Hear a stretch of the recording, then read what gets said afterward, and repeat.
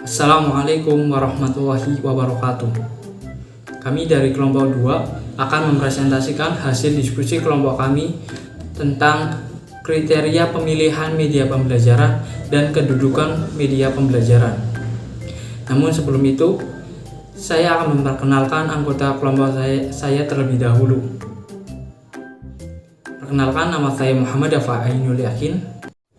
Kriteria umum yang diperhatikan dalam pemilihan media pembelajaran yang akan digunakan dalam proses belajar mengajar antara lain yang pertama yaitu ketersediaan sumber setempat. Artinya, bila media bersangkutan tidak terdapat pada sumber-sumber yang ada, maka kita sebagai seorang guru harus membuat atau membeli media pembelajaran. Yang kedua yaitu adapun untuk pembelian atau memproduksi sendiri tersebut ada dana, tenaga, dan fasilitasnya. Yang ketiga yaitu faktor yang menyangkut keluasan, kepraktisan, dan ketahanan media yang bersangkutan untuk waktu yang lama. Artinya, media pembelajaran yang digunakan harus yang bertahan lama dan tidak mudah rusak, serta dapat dipindah-pindah dan ringan. Terkait dengan semakin beragamnya media pengajaran, Raharjo mengatakan pemilihan media hendaknya memperhatikan beberapa prinsip. Yang pertama yaitu kejelasan maksud dan tujuan pemilihan media pembelajaran. Apakah untuk hiburan semata, ataukah untuk informasi umum, atau pembelajaran atau yang lainnya. Yang kedua yaitu familiaritas media yang melibatkan pengetahuan akan sifat dan ciri-ciri media yang akan dipilih. Dan yang ketiga yaitu kesesuaian dengan tujuan pengajaran. Menurut Raharjo, media diberikan menjadi dua, yaitu media jadi dan media yang dirancang. Yang pertama, media jadi atau media yang dimanfaatkan adalah suatu media yang dibuat untuk kepentingan komersial, yang artinya media yang terdapat di pasar bebas atau di sekolah. Dalam hal ini, media yang dirancang oleh perusahaan tertentu sesuai kurikulum yang berlaku. Sedangkan media yang dirancang adalah media yang dirancang dan dikembangkan sendiri dengan sesuai kebutuhan belajar dan kurikulum yang berlaku. Pembagian kriteria pemilihan media menurut Ambiar dapat dibagi menjadi 3 macam, yaitu kelayakan praktis, kelayakan teknis, dan kelayakan biaya. Yang pertama, kelayakan teknis.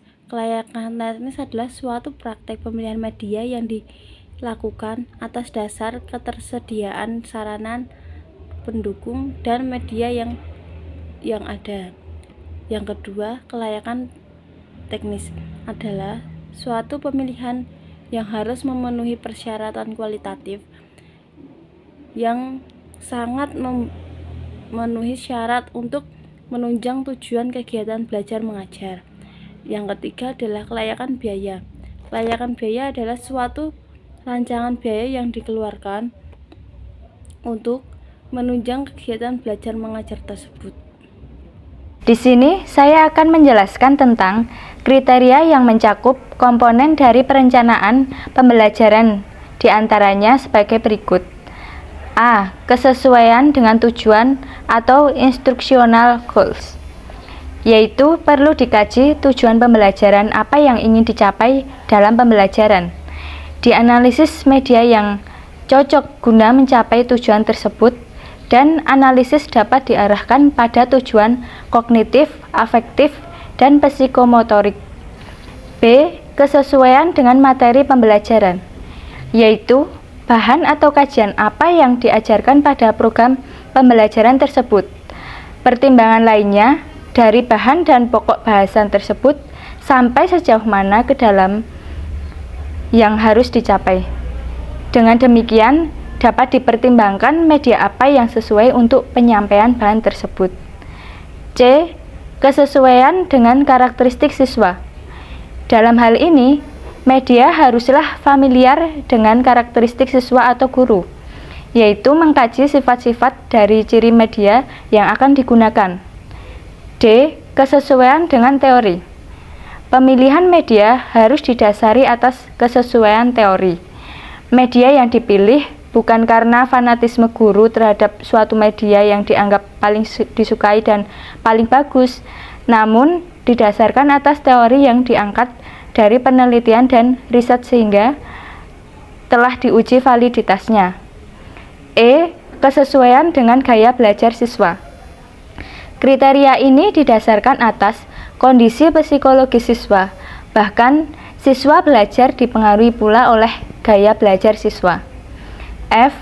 Kesesuaian dengan kondisi lingkungan, pendukung, dan waktu, yaitu bagaimana bagusnya sebuah media apabila tidak didukung oleh fasilitas dan waktu yang tersedia, maka kurang efektif. Nah, jadi kesesuaian media terhadap komponen pembelajaran harus diperhatikan, karena akan membimbing pada keberhasilan dalam proses pembelajaran di kelas. Perlu diingat, media yang bagus tidak selalu efektif jika tidak sesuai dengan materi yang diajarkan. Di sini saya akan menyampaikan tentang manfaat media pendidikan dan unsur-unsur yang ada di dalamnya. Yang pertama adalah manfaat media pendidikan. Manfaat media pendidikan itu sendiri memiliki beberapa poin. Yang pertama adalah meletakkan dasar-dasar konkret untuk berpikir. Oleh karena itu, mengurangi verbalisme. Yang kedua adalah memperbesar perhatian siswa. Kita menjadi seorang guru atau seorang pengajar itu harus memiliki kemampuan bagaimana caranya untuk menarik perhatian siswa kepada kita, sehingga apa yang kita berikan kepada siswa tersebut itu masuk ke otak. Yang ketiga yaitu meletakkan dasar-dasar yang penting untuk perkembangan belajar. Oleh karena itu membuat pembelajaran lebih mantap atau lebih enjoy. Yang keempat, memberikan pengalaman nyata.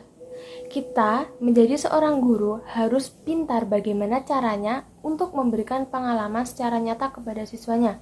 Maksudnya, apabila ada materi yang di dalamnya itu dapat dipraktekkan secara nyata, dapat dipraktekkan dalam kehidupan sehari-hari, maka dari itu guru harus memiliki teknik atau harus memiliki metode bagaimana caranya siswa tidak hanya mendapatkan teori saja, akan tetapi mendapatkan prakteknya juga.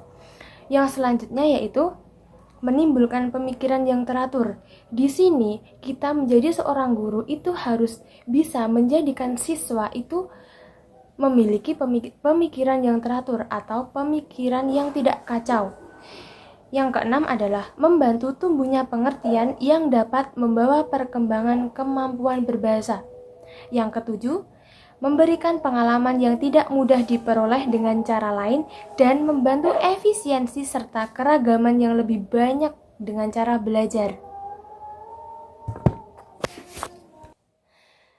Adapun unsur-unsur edukatif yang terdapat dalam media yaitu sebagai berikut. Yang pertama, unsur gerak motorik atau gerakan fisik.